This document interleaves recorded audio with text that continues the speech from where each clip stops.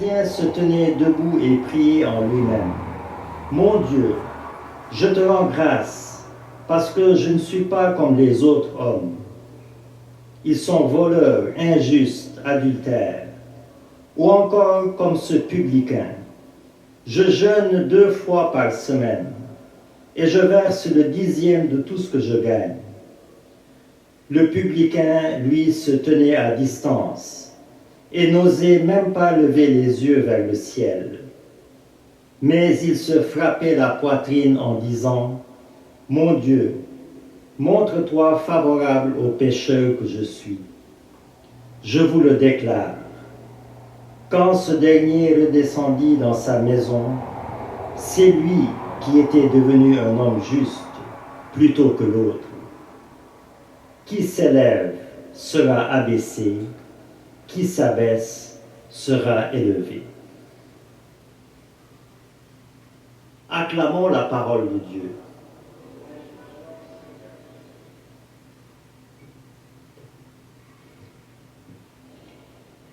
Cette parabole, frères et sœurs, elle met en scène 2 hommes en prière.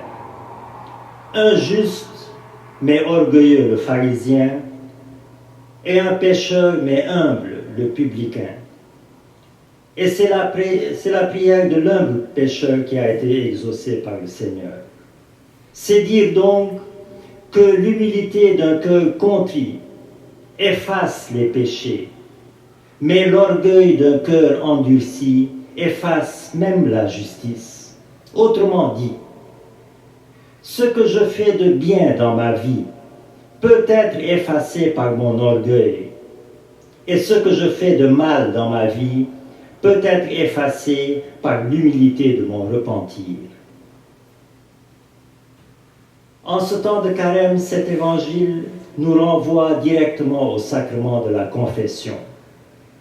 Chaque fois que j'entre au confessionnal avec un cœur de publicain, c'est-à-dire un cœur humble et contrit, je sors lavé de tous mes péchés.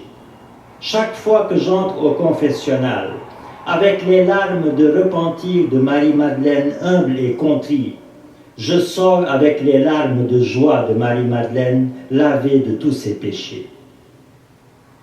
Mais si mon orgueil est tel que je pense que ma justice me suffit devant Dieu, alors mes péchés demeurent.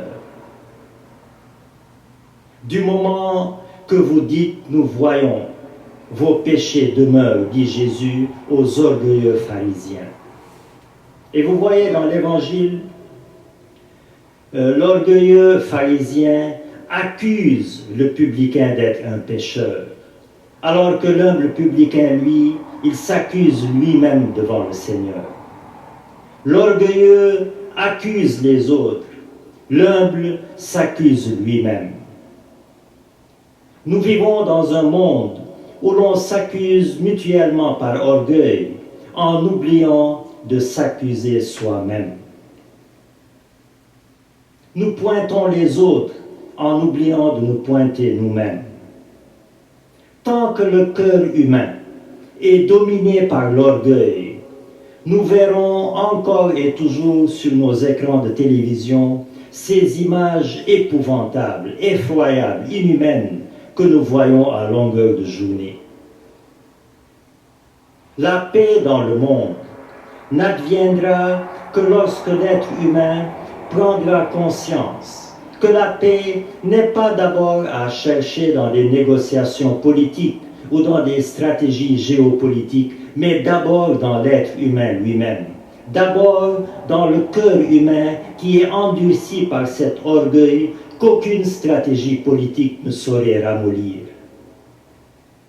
Seul le feu du Christ peut, par sa chaleur, faire fondre la dureté du cœur humain et par sa lumière éclairer les ténèbres qui épaississent le cœur humain. Frères et sœurs, le ciel commence sur terre et l'enfer aussi.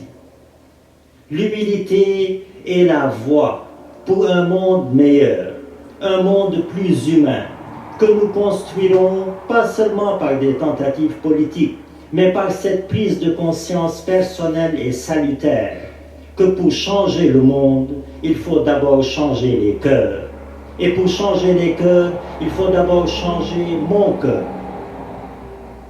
L'humilité est la clé qui ouvre toutes les portes, et notamment les portes du ciel. Car heureux les pauvres, c'est-à-dire heureux les humbles de cœur, le royaume des cieux est à eux, nous dit le Christ, Jésus notre Seigneur. Amen.